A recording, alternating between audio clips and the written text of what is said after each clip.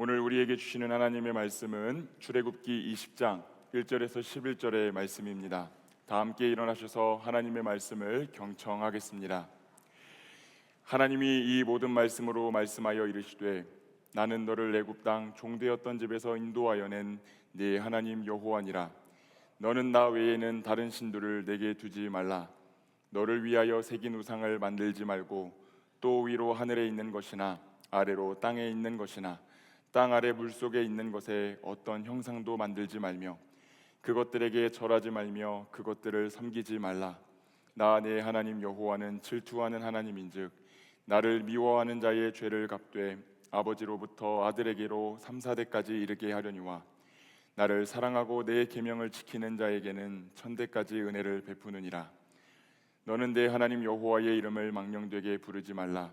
여호와는 그의 이름을 망령되게 부르는 자를 죄 없다 하지 아니하리라. 안식일을 기억하여 거룩하게 지키라. 엿새 동안은 힘써 내 모든 일을 행할 것이나 일곱째 날은 내 하나님 여호와의 안식일인즉 너나 네 아들이나 네 딸이나 네 남종이나 네 여종이나 네 가축이나 네 문 안에 머무는 객이라도 아무 일도 하지 말라. 이는 엿새 동안에 나 여호와가 하늘과 땅과 바다와 그 가운데 모든 것을 만들고 일곱째 날에 쉬었음이라. 그러므로 나 여호와가 안식일을 복되게 하여 그날을 거룩하게 하였느니라. 이것은 하나님의 말씀입니다. 아멘.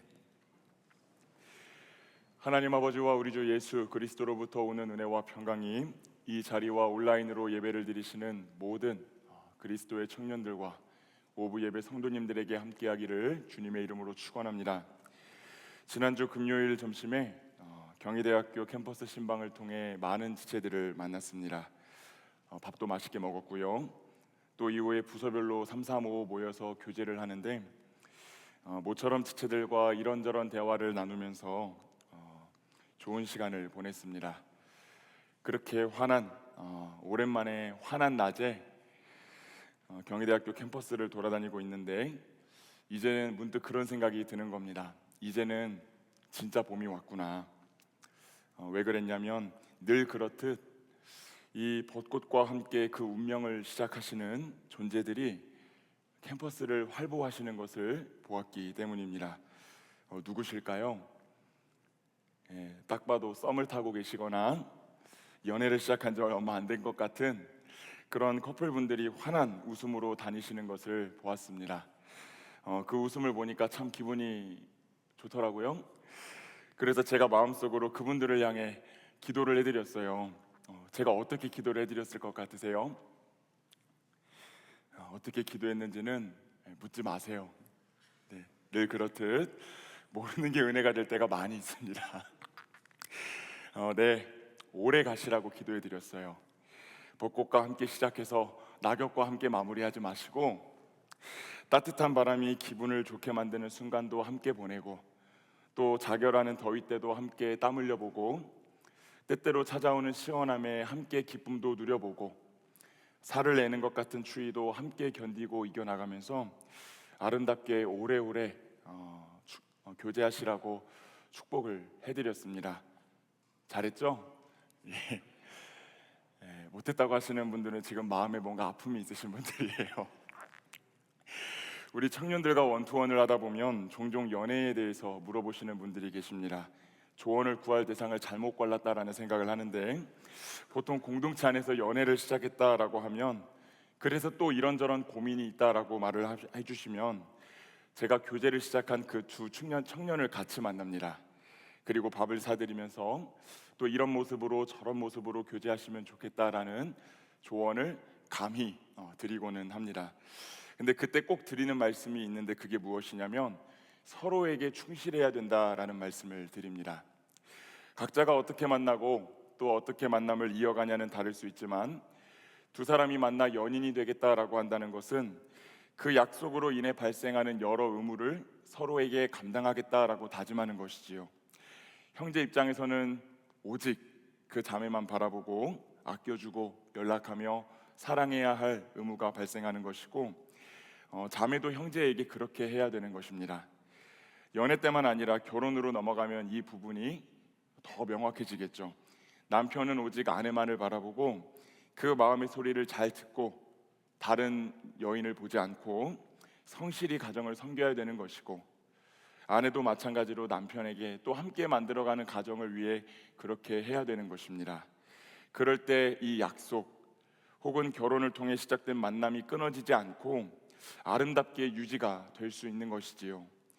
그러니 이 약속이라고 하는 것, 조금 신학적인 표현으로 표현하면 이 언약이라고 하는 것은 그 약속을 하는 순간보다 그 이후가 훨씬 더 중요하다라고 하는 것을 우리는 보게 됩니다. 마찬가지로 성경은 하나님과 백성들의 관계도 이와 같다라고 설명합니다. 지난주 우리는 모세를 부르시는 하나님의 이야기로 출애굽기의 메시지를 시작했습니다. 하나님께서는 모세를 부르시고 10가지 재앙을 통해 이 애굽을 심판하신 다음에 이스라엘 백성들을 이끌어서 이제 광야로 나오게 하십니다. 애굽에서 나온 이스라엘 백성들은 3개월 동안 광야를 여행해서 이 모세가 처음 하나님을 만났던 호렙산, 다른 말로 신의 산이라고 하는 곳에 도착을 하게 됩니다. 출애굽기 19장에 보면은 이 백성들이 신의 산에 도착하는 이야기가 기록되어 있습니다. 하나님은 이 신의 산에서 백성들을 만나 주시고 여러 가지 율법을 주시면서 이스라엘 백성들과 약속, 조금 전문적인 용어로 언약을 맺으십니다. 그리하여 성경을 보면 이때부터 자주 등장하는 표현이 뭐냐면 나는 너희의 하나님이 되고 너희는 나의 백성이 될 것이다 라고 하는 문구가 자주 등장하게 됩니다. 이때 하나님 측에서는 백성들을 향해 이 언약을 맺으셨기 때문에 의무가 발생하게 되는데, 하나님은 백성들에게 은혜를 주시고 보호해 주셔야 되는 의무가 생기는 것이고, 백성 측에서는 율법을 지킴을 통해 오직 하나님만 섬기고 하나님께만 충성해야 되는 그런 의무가 발생하게 되는 것입니다. 이 의무가 쌍방을 향하여 잘 이루어지게 될 때 하나님도 백성들을 통해 영광을 받으시고 이 백성들도 하나님과의 온전한 관계를 통하여 하나님이 주시는 은혜와 축복을 누리며 살아갈 수 있게 된다라는 것입니다. 출애굽기 19장부터 민수기 10장까지를 보면은 하나님이 백성들에게 주신 율법이 613가지였다라고 합니다. 무엇을 하지 말라라고 하는 명령은 248가지가 기록되어 있고, 무엇을 해야 된다라는 긍정 명령은 365개의 말씀으로 이루어졌다라고 합니다. 그래서 어떤 유대인 학자는 248개의 뼈마디를 가진 인간이 365일 동안 지키면서 하나님과 동행하라고 주신 것이 이 율법이었다라고 해석을 합니다. 물론 이 현대의학은 이 뼈마디의 수가 248가지로 정의하고 있지는 않지만 어쨌든 이것은 인간이 전 존재를 다하여서 매일매일 하나님의 말씀을 지키고 순종함으로 말미암아 하나님과의 관계를 잘 이어나가야 된다라는 것을 의미한다, 그 정도로 생각을 해보시면 좋을 것 같습니다. 여기서 첫 번째부터 네 번째, 근데 이 613가지의 율법을 10개로 요약한 것이 저와 여러분이 잘 알고 있는 무엇입니까? 십계명입니다. 그러니 이 십계명은 하나님이 자신의 백성들이 이렇게 살면 좋겠다라고 하는 그 정신을 담고 있다라고 보아도 무방합니다. 첫 번째부터 네 번째 계명까지는 하나님과 관계된 계명이고, 5번째부터 10번째까지의 계명은 내가 이웃들과 어떻게 관계를 맺고 살아가야 될 것인가에 대해서 기록하고 있습니다. 그러니 십계명은 하나님을 어떻게 사랑해야 되는지, 또 내 이웃을 어떻게 사랑해야 되는지를 가르쳐주는 율법의 정신을 담은 귀중한 문헌이라고 할 수가 있겠습니다. 오늘 저는 첫 번째부터 네 번째 계명까지 여러분하고 시간이 허락하는 데까지 좀 최대한 자세하게 살펴보려고 합니다. 먼저 출애굽기 20장 1절에서 2절 말씀을 함께 읽도록 하겠습니다. 하나님이 이 모든 말씀으로 말씀하여 이르시되 나는 너를 애굽 땅 종되었던 집에서 인도하여 낸 네 하나님 여호와니라. 아멘. 하나님은 본격적으로 십계명을 주시기 전에 자신이 누구인지에 대해서 먼저 설명하십니다. 나는 너를 애굽 땅 종되었던 집에서 이끌어낸 구원해낸 하나님이다 라고 말씀하시죠. 즉 이것은 하나님이 율법을 먼저 주신 후 그 율법을 지키면 내가 구원해 줄게 라고 말씀하신 것이 아니라 전적으로 먼저 은혜를 통해 구원을 해주신 다음에 하나님의 백성답게 살아라, 나와의 관계를 통해 유지할 수 있는, 받을 수 있는 그 은혜와 축복을 놓치지 말고 살아라라고 거룩한 백성으로 만들어 주시기 위해 주신 것이 이 율법, 더 나아가 십계명이었다라고 하는 것을 우리는 보게 되는 것이지요. 하나님과의 관계를 잘 유지할 수 있도록 도와주는 것이 율법이다라고 하는 것입니다. 이제 첫 번째 계명부터 하나씩 살펴보면서 하나님이 우리에게 주시고자 하는 자유에 대해서 한번 좀 말씀을 나눠보고 싶습니다. 우리가 이 계명 혹은 말씀이라고 하면은 딱딱하고 억지로 지켜야 되는 것이라고 생각하기 쉬운데, 사실 여기에 나와 있는 계명들은 하나님이 우리에게 진짜 자유를 주시기 위해 주신 것이기 때문입니다. 다 함께 출애굽기 20장 3절의 말씀을 읽겠습니다. 너는 나 외에는 다른 신들을 내게 두지 말라. 아멘. 첫 번째 계명은 다른 신들을 내게 두지 말라라는 명령입니다. 여기서 나 외에는 이라는 말은 히브리어로 알 파님이라는 단어인데, 알은 무엇 앞에서라는 뜻이고 이 파님은 얼굴을 의미합니다. 그러니 이 계명을 직역하면 너는 내 얼굴 앞에서 다른 신들을 두지 말라. 이것을 또 의역을 해보면 너는 너와 나 사이에 다른 신들이 끼어들어서는 안 된다, 다른 신들을 두지 말아야 된다 정도로 번역을 해볼 수가 있겠습니다. 앞서 말씀드렸듯이 약속을 했다, 하나님과 언약을 맺었다라고 하는 것은 뭐가 따라온다라고 했습니까? 언약에는 책임과 의무가 따라온다라고 말씀을 드렸습니다. 언약을 맺은 당사자들끼리만 서로에게 그 약속했던 사랑과 충성을 보내야 하는 것이지요. 그런데 이 사랑과 충성을 다른 존재에게 보내게 되면 언약이 깨지게 되는 것입니다. 구약 성경을 보면 이스라엘 백성들이 이 언약에 굉장히 충실하지 못했다는 것을 자주 보게 됩니다. 특별히 이들이 가나안 땅에 들어갔을 때 하나님을 버리고 혹은 하나님을 겸해서 바알이라고 하는 우상을 숭배했다라는 것을 우리는 자주 보게 됩니다. 그 사건이 단적으로 드러난 부분을 한번 보도록 하겠습니다. 열왕기상 18장 21절 말씀을 함께 읽겠습니다. 엘리야가 모든 백성에게 가까이 나아가 이르되 너희가 어느 때까지 둘 사이에서 머뭇머뭇하려느냐. 여호와가 만일 하나님이면 그를 따르고 바알이 만일 하나님이면 그를 따를지니라 하니 백성이 말 한마디도 대답하지 아니하는지라. 아멘. 여러분이 잘 알고 있듯이 이스라엘은 원래 유목을 하던 민족이었습니다. 돌아다니면서 양을 치는 목축을 하는 민족이었는데, 그들은 이 가나안 땅에 있을 때도 그랬고 또 출애굽을 한 이후에 가나안 땅에 정착하기 전까지 목축을 하던 민족이었습니다. 그런데 가나안 땅에 나중에 정착을 하게 되는 과정에서 이들이 농경 문화로 전환을 맡게 됩니다. 그리고 그 가나안 민족들은 농사에 필수적으로 필요한 비와 이 폭풍을 주관하는 신으로 바알이라는 신을 믿고 있었습니다. 그러니 이스라엘 백성들이 생각이 바뀌게 된 것입니다. 어떻게 바뀌게 된 것이냐면, 우리를 출애굽시켜주고 광야 여행을 인도해준 여호와라는 신도 우리가 믿고, 그런데 우리가 이제 가나안 땅에 들어갔으니 여기는 농사를 주관하는 신이 바알 신이니 우리가 하나님에 대한 의리도 지키고 이 바알 신도 믿어가지고 우리가 영원히 복락을 한번 누려보자라는 마음으로 이들이 우상 숭배를 하기 시작한 것이죠. 이것을 종교 혼합주의라고 부르는데, 오늘 말씀을 보면 이 엘리야 선지자가 이것을 강하게 질타합니다. 너희가 두 주인을 섬길 수 있느냐? 하나님 여호와가 하나님이면 여호와를 믿고 바알이 하나님이면 바알을 따라라 라고 말하고 있지요. 이것은 마태복음 6장 24절에서 예수님이 너희가 하나님과 재물을 겸하여 섬길 수 없다라고 하신 말씀과 맥을 같이 하는 말씀입니다. 사랑하는 여러분, 종교 지도자, 이 종교개혁자 마르틴 루터가 이런 말을 했습니다. 지금 당신이 마음에 두고 의지하는 것이 바로 당신의 하나님입니다 라는 경고를 남겼습니다. 오늘 여러분의 예배에는 진짜 하나님이 경배를 받고 계십니까? 아니면 하나님의 얼굴과 여러분 얼굴 사이에 끼어들은 가짜 신들이 높임을 받고 있습니까? 우리가 살아가는 이 세상은 수많은 신들이 존재하는 곳입니다.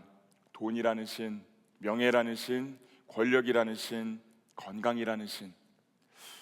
그 신들은 자기를 열렬히 쫓으면 평안과 구원을 얻을 것이다 라고 우리를 유혹하고 우리를 끌어들입니다. 그러나 돈을 쫓는 사람은 돈 때문에 망하는 것을 보고요, 명예만 쫓는 사람은 그 명예가 추락을 하게 되고 권력만 쫓던 사람은 비참하게 쫓겨나는 것을 우리가 심심치 않게 봅니다. 왜냐하면 그 거짓 신들이 약속한 것이 그 자체가 거짓이기 때문입니다. 그래서 하나님은 우리에게 나 외에 다른 신을 두지 말아라 라고 명령하신 것입니다. 결국 종래에 우리의 삶을 만신창이로 만들고 파멸시키는 거짓 신들로부터 자유해야 된다라고 하나님이 말씀하고 계신 것이지요. 거짓 신들로부터 자유해야 된다. 여러분, 이스라엘 백성이 바알을 같이 섬겼던 이유는 그렇게 하는 것이 나의 풍요와 안정을 보장해 줄 것이라고 여겼기 때문입니다. 그러면 질문을 하나 드리고 싶습니다. 하나님은 이 풍요와 전혀 상관이 없으신 분이실까요? 성경은 여러 군데에서 증언합니다. 영적인 것 또 물질적인 모든 것들이 참신이신 하나님으로부터 온다라고 말씀하고 있습니다. 풍요를 추구하면서 하나님을 도구로 이용하는 것이 아니라 참신이신 하나님의 뜻대로 먼저 살아가기를 결단할 때 그때 그분이 우리의 필요에 따라 은혜도 내려주시고 물질도 채워주신다라고 하는 것을 말씀을 통해 증거해 주시지요. 그래서 우리가 마태복음 6장 말씀을 보면 예수님이 무엇이라고 말씀하셨습니까? 너희는 먼저 그의 나라와 그의 의를 구하라 라고 말씀하셨습니다. 그리하면 이 모든 것을 너희에게 더해 주시겠다 약속하셨지요. 사랑하는 여러분, 오늘 하나님을 예배하는 이 자리에서 지금 여러분의 마음에 하나님보다 더 크게 느껴지는 것은 무엇입니까? 여러분의 얼굴이 하나님의 얼굴을 마주하고 있는 이 순간에 그 사이에 끼어들어 있는 가짜신은 무엇입니까? 바라기는 우리를 구원하시고 때에 따라 필요를 채우시는 참신이 하나님이심을 기억하시고 거짓 구원과 평안을 약속하는 다른 신들로부터 자유하시는 은혜를 누리게 되시기를 축복합니다. 이제 두 번째 계명에 대해서 한번 살펴보도록 하겠습니다. 출애굽기 20장 4절 말씀만 한번 읽어보도록 하겠습니다. 시작. 너를 위하여 새긴 우상을 만들지 말고 또 위로 하늘에 있는 것이나 아래로 땅에 있는 것이나 땅 아래 물속에 있는 것에 어떤 형상도 만들지 말며. 아멘. 제2 계명은 1계명과 비교해 봤을 때 무엇이 다른 것인지 구별하기가 좀 어렵습니다. 제1계명은 오직 수많은 신노릇하는 것들이 있지만 하나님만이 참신이시다라는 것을 말하고 있고, 제2계명은 그 하나님을 인간이 조종하기 좋게 다루는 형상으로 만드는 것을 금지한 명령입니다. 형상 금지, 이것이 2계명의 요지입니다. 당시 고대 중동에 있는 다른 이방신들은 모두 사람 눈에 보이는 형상 형식으로 만들어졌습니다. 그 이유는 눈에 보이지 않는 신을 섬기는 것이 불안했기 때문이지요. 또 이방인들이 신을 믿은 이유는 지극히 자기 중심적이며 자기 이익을 위한 것이었습니다. 자기가 믿는 신을 어떻게든지 조종하고 싶은데 그러려면 손에 잡히는 형상으로 만들어 놓는 것이 편했기 때문에 그들은 신을 우상이라는 형식에 담으려고 했던 것입니다. 그래서 하나님은 자신을 어떤 형상으로도 만들지 말라라고 말씀하신 것입니다. 형상을 만든다는 것은 무한하신 하나님의 존재를 유한한 어떤 것에 가둔다는 걸 의미하고, 또 이제 조종하고 싶다는 그 인간의 욕망이 투영된 것이기 때문입니다. 그래서 오늘 4절 말씀을 자세히 보면 하나님은 너를 위하여 새긴 우상을 만들지 말아라 라고 말씀하고 계십니다. 그러니 이 계명을 다른 말로 바꾸어 말하면 하나님을 내 구미와 내 생각과 내 입맛에 맞게 재단하지 말고 하나님을 하나님답게 믿어라 라고 하는 명령입니다. 사랑하는 여러분, 이 말씀은 오늘날 우리에게 조금 어렵게 다가올 수 있습니다. 이 자리에 나와서 예배를 드리고 있는 여러분이 어떤 형상에다가 절을 하지는 않지 않으십니까? 그러나 기억하시기를 바랍니다. 우리의 상상력으로 거짓된 하나님의 형상을 그린다면, 우리의 생각에 맞춰 하나님은 이런 분이셔 라고 재단한다면 우리는 하나님을 형상에 가두는 사람들로 전락할 수 있게 됩니다. 예를 들어 하나님은 사랑의 하나님이야, 그래서 죄에 대해서도 벌을 주지 않으시고 무조건적으로 용서하는 분이야, 그렇게 생각하며 살아가는 사람들이 있습니다. 우리가 자유하지는 못하겠지요. 그러나 성경은 하나님이 사랑의 하나님인 것과 동시에 공의의 하나님이다 라고 말씀하고 계십니다. 우리를 사랑하시나 그 죄를 묵과하시지는 않고 정말 필요할 때는 징계하시는 분이라고 분명하게 말씀하시지요. 당장 제2계명을 설명하는 부연 설명이 되어 있는 말씀만 보아도 나를 미워하는 자에게 죄를 갚되 나를 사랑하는 자에게는 천대까지 은혜를 베푼다라는 말씀이 나와 있습니다. 징벌을 최소화하고 은혜를 최대로 주시는 사랑의 하나님이시지만 그것이 죄를 묵과한다라는 말은 아니라는 것입니다. 그러나 우리는 은연중에 하나님을 내 생각과 내 입맛에 재단하며 살아가죠. 이 정도 죄는 지어도 괜찮겠지, 별일 안 일어나겠지, 이것쯤 정도는 용서해 주시겠지. 사랑하는 여러분, 정말 그렇습니까? 또 한 가지, 그리스도인들이 정말 아이러니하게 하나님을 형상에 가두는 때는 기도할 때입니다. 기도를 통해 하나님을 조종하고 통제하려고 하는 모습을 우리가 자주 보게 되지요. 하나님, 내가 이런 문제가 있는데 이만큼 기도했습니다. 이제 들어주실 거죠? 기도라는 동전을 자판기에 넣으면 응답이라는 음료수가 당연히 나와야 된다라고 생각하고 하나님을 조종하려 들 때가 너무나 많다라고 하는 것입니다. 물론 하나님은 기도를 들으시는 분이시지만 오로지 내 욕망과 내 뜻을 위하여 하는 기도를 드릴 때는 그 기도를 듣지 않으시기도 하시고, 때로는 기도의 내용을 바꾸라 깨달음을 주시는 분이 하나님이십니다. 그러니 사랑하는 여러분, 꼭 기억하시기를 바랍니다. 오늘 너를 위한 형상을, 그 우상을 만들지 말라라고 하는 말씀은 우상으로부터 자유하라라는 말씀이고, 하나님을 나의 도구로 인식하고자 하는 거짓 욕망으로부터 자유하라라고 하는 말씀입니다.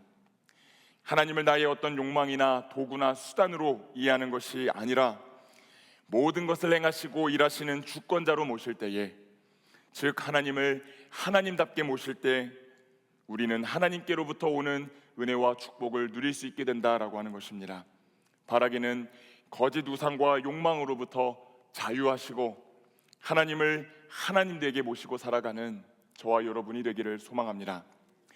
이제 세 번째 계명을 보도록 하겠습니다. 이 계명은 조금 간략하게 보도록 하겠습니다. 다 함께 출애굽기 20장 7절 말씀을 읽겠습니다. 너는 내 하나님 여호와의 이름을 망령되게 부르지 말라. 그의 이름을 망령되게 부르는 자를 죄 없다 하지 아니하리라. 아멘. 제3계명은 여호와의 이름을 망령되게 부르지 말라입니다. 여기서 망령되다라는 뜻은 늙거나 정신이 흐려서 언행이 정상이 아닌 상태라고 사전적으로 정의합니다. 여기에 쓰인 히브리어는 라사워라는 단어인데 거짓으로 헛되이라는 뜻입니다. 여기서는 하나님의 이름을 헛되게 부르지 말라라는 의미로 쓰였습니다. 여러 번 말씀드렸듯이 여러분, 이름은 존재를 담아냅니다. 우리의 이름만 보아도 이름에는 그렇게 되기를 바라는 미래와 희망이 담겨 있고, 누군가 나의 이름 세 글자를 부르면 우리는 우리의 몸을 돌려 날 부른 사람을 바라보므로 우리의 존재를 다해 반응하곤 합니다. 그러니 하나님의 이름을 부른다라고 하는 것은 하나님으로 하여금 우리를 바라보시도록 그 존재를 부르는 행위가 되는 것입니다. 그러니 하나님의 이름을 부르고 행하는 모든 일은 하나님을 찬양하고 하나님을 높이고 선한 일을 도모하기 위해 주님의 이름을 불러야 되는 것이지요. 맞습니까? 그러나 우리는 많은 때에 하나님의 이름을 헛되게 부르곤 합니다. 오늘날에도 하나님의 이름으로 자행되는 잘못들이 얼마나 많은지 몰라요. 겉으로는 하나님의 이름을 들먹이는데 실제로는 죄악을 저지르는 결과가 얼마나 많을지요. 우리가 역사를 보면 중세 때 있었던 십자군 전쟁도 그런 사건 중에 하나였습니다. 2차 세계대전 당시에 독일의 나치 병사들은 하나님이 우리와 함께 하신다라는 구호를 새긴 군복을 입고 전쟁에 나갔다라고 합니다. 2003년 미국의 전 대통령인 부시 대통령은 세계적으로 반대했던 이라크 전쟁을 일으키며 교회의 기도를 부탁했습니다. 하나님의 이름을 가지고 자기의 유익을 꾀하는 것, 자신의 욕망을 이루기 위해 하나님의 이름을 끌어들이는 모든 행위를 금하는 것이 제3계명의 요지입니다. 사랑하는 여러분, 하나님의 이름은 하나님을 찬양하기 위해, 하나님께 올바른 기도를 드리기 위해 다른 사람을 살리기 위해 불러야 되는 이름인 줄로 믿습니다. 그렇지 않고 자신의 욕심을 위해서 하나님을 부르는 것은 하나님의 이름을 망령되게 부르는 것이다 라고 성경은 말씀합니다. 오늘 하나님은 우리에게 이름을 망령되게 부르지 말아라 라고 말씀하시며, 하나님의 이름을 내 뜻을 위해 오용했던 거짓 고백으로부터 자유해라 라고 말씀하십니다. 바라기는 이름에 담겨있는 그 하나님의 존재를 무겁게 여기시고 그 이름을 합당하게 부르는 저와 여러분이 되기를 간절히 소망합니다. 이제 마지막 네 번째 계명입니다. 이 계명은 안식일을 기억하여 거룩하게 지키라입니다. 이 안식일은 금요일에서 토요일로 넘어가는 시간을 말하는데, 아무 일도 하지 않고 쉬는 날을 의미합니다. 오늘날의 한국 교회는 그 안식일의 정신을 살려서, 이 안식일이 유대교에서는 원래는 토요일인데 저희는 이 의미를 주일에 살려가지고 지키며 예배를 드리고 있습니다.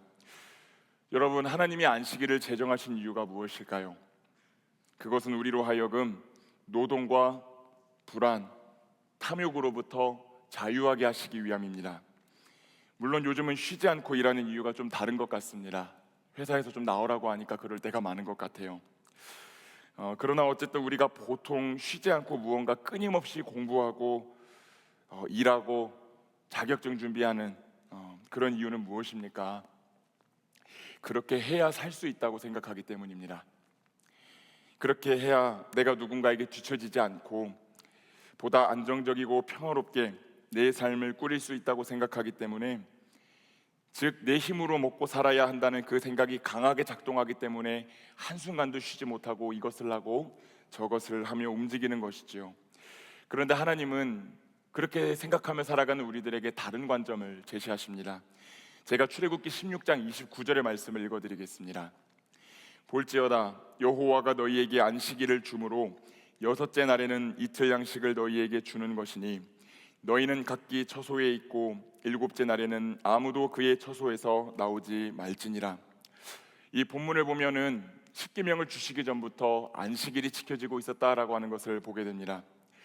출애굽기 16장은 이스라엘이 광야 여행을 하고 있을 때인데, 이때 하나님은 매일매일 만나와 메추라기를 보내주시면서 아무것도 없는 광야에서 이스라엘 백성들을 인도하셨습니다. 이 만나라고 하는 것은 꿀 섞은 과자의 맛이 났던 어떤 식품을 말하는 것인데, 매일 아침에 일어나면 하나님이 이 만나를 보내주셨고, 이 백성들은 그날에 먹을 만나만 적당량을 거두어 드렸어야 됐습니다. 그런데 여섯째 날에만 특별하게 평일에 거두어 드리던 만나보다 2배로 거두어 드리라라고 주님이 말씀하셨습니다. 왜냐하면 안식일이었던 7번째 날, 이 토요일에는 무엇이 오지 않기 때문이었습니까? 만나가 내려오지 않았기 때문입니다. 그리고 이날에는 오로지 하나님 앞에 나와서 예배하고 하는 그분의 말씀을 들으며 그동안 하고 있던 일을 내려놓고 안식을 누렸어야 되었습니다. 이것이 시사하는 바가 무엇이냐면, 오늘 우리가 먹고 우리가 땀 흘리고 우리가 수고하고 평생 쉬지 않아야 우리의 삶을 일구고 살 수 있다라고 여기지만, 하나님이 선물로 주신 그 안식일의 의미를 정확하게 기억하고 하나님의 말씀에 따라 구별되는 삶을 살아가기를 노력한다면, 너희가 일주일에 하루 정도는 온전히 쉬어도 탈이 나지 않도록 먹고 살 수 있도록 하나님이 책임져 주시고 배려해 주신다라고 하는 의미가 담겨 있는 것입니다. 그러니 주님은 이 말씀을 통하여 무엇을 말씀하시는 것이냐? 오늘 너희가 지금 너라는 탑을 잘 쌓기 위해서 계속해서 붙들고 있는 그 불안함, 내가 이것을 해야 남들에게 뒤처지지 않는다라고 늘 불안을 누리며 살아가는데, 그 불안으로부터 자유해라라고 하는 말씀이고, 내가 하나라도 어떻게든지 뭐라도 쌓아야 된다라고 하는 그 탐욕으로부터 벗어나라라고 하는 말씀입니다. 왜? 그렇게 해서 하루를 쉬며 하나님 앞에 헌신하여도 하나님이 먹고 살 수 있도록 배려해 주시기 때문에, 우리가 땀 흘리고 수고하는 것으로 먹고 사는 것은 맞지만 우리가 그것만으로 먹고 사는 것이 아니라 정말로 너희를 먹이시고 인도하시는 분이 따로 계시다라고 하는 것을 알려주시기 위해 하나님은 이 안식일법을 제정하신 것이지요. 그리고 안식일에는 정말 다양한 의미가 있지만 조금 더 간단하게 요약을 해서 말씀드리겠습니다.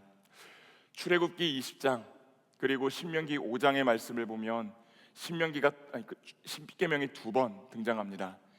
그런데 이 안식일을 지켜야 되는 이유가 다르게 기술되어 있습니다.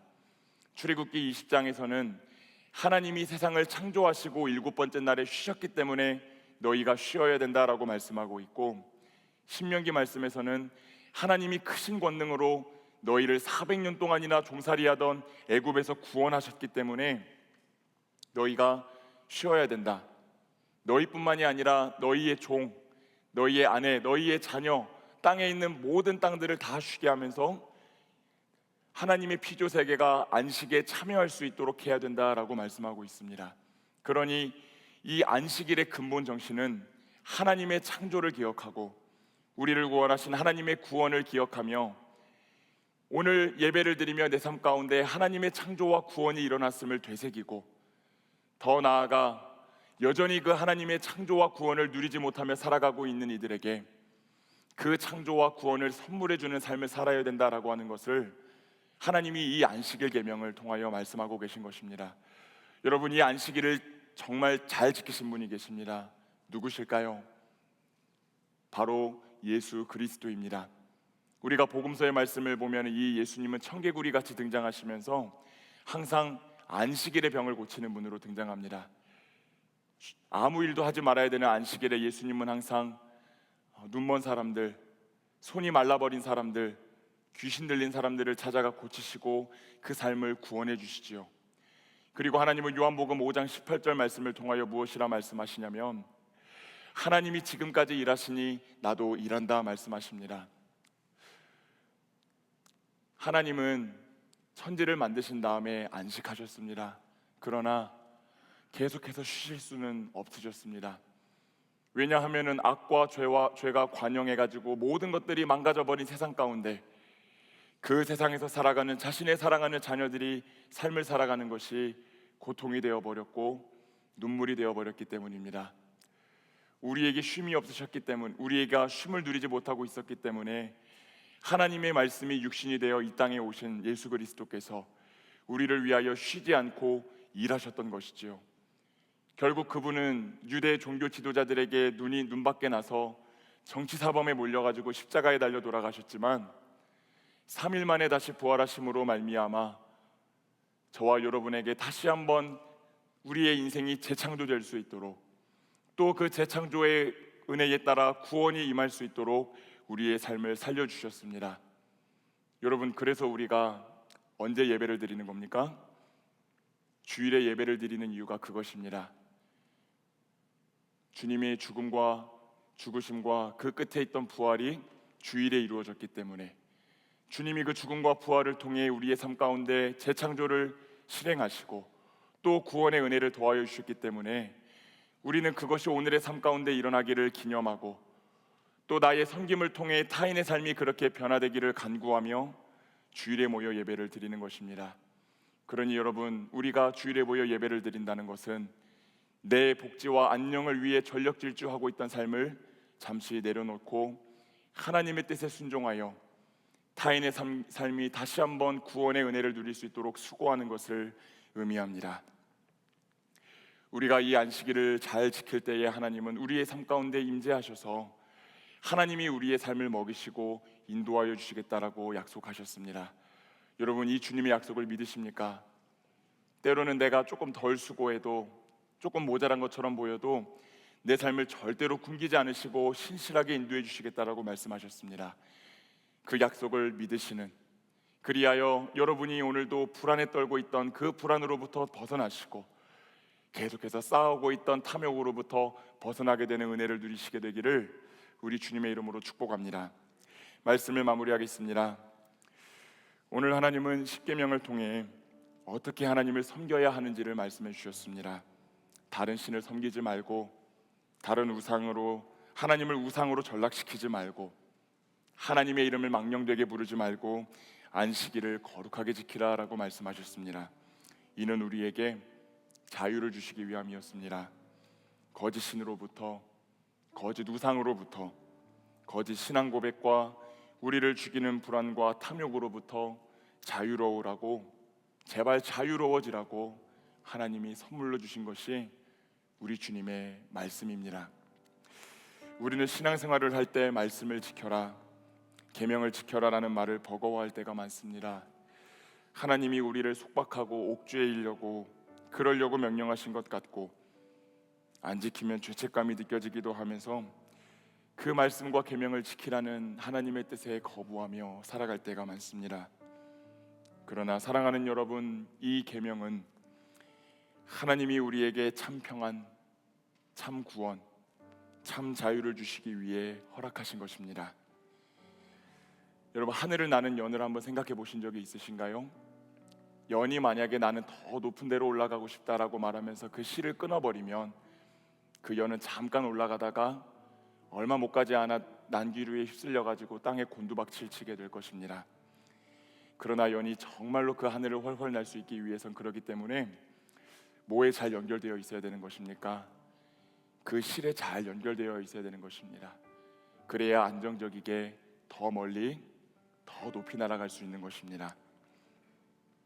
마찬가지로 우리는 하나님의 말씀을 복으로 여기고 거기에 자유가 있다는 것을 신뢰하고 거기에 순종할 때에 우리가 진정한 자유함을 누리게 된다는 사실을 여러분들이 꼭 기억하시고 하나님의 말씀에 순종하는 분들이 되시기를 바랍니다. 사랑하는 여러분, 3월입니다. 날씨가 많이 따뜻해졌는데 우리를 정말 따뜻하게 사랑해 주시고 품어주신 그 주님의 사랑을 깊이 묵상하기에 좋은 계절이 왔습니다. 여러분도 주님을 사랑하시기를 바랍니다. 여러분도 주님을 사랑하시고 그 과정을 통하여 진정한 자유를 누리며 살아가게 되시기를 축복합니다. 우리 다 함께 오늘 이 말씀을 들은 후에 우리의 결단의 고백을 담아 신명기 6장 4절에서 5절의 말씀을 읽도록 하겠습니다. 이스라엘아 들으라, 우리 하나님 여호와는 오직 유일한 여호와이시니 너는 마음을 다하고 뜻을 다하고 힘을 다하여 내 하나님 여호와를 사랑하라. 우리에게 주시는 하나님의 말씀입니다. 기도하겠습니다. 사랑과 은혜가 충만하신 아버지 하나님, 오늘 우리를 사랑하셔서 하나님의 계명을 허락하여 주시고 하나님의 뜻대로 살아갈 수 있도록 참 자유와 구원을 얻을 수 있도록 허락하여 주시니 감사를 드립니다.